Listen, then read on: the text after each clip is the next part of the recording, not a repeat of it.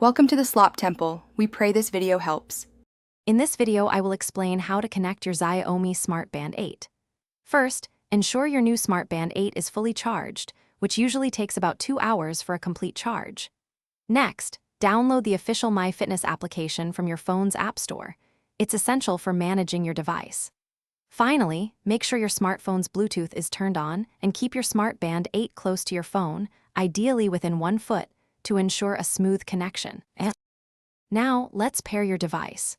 Open the MyFitness application on your smartphone and either log in to your existing account or quickly create a new one. Once inside the app, navigate to the Devices section and tap Add Device. You should see your Xiaomi Smart Band 8 appear in the list. Select it. A pairing request will then appear on both your phone and the band. Confirm it on both to complete the connection. If you encounter any connection issues, don't worry, there are simple fixes.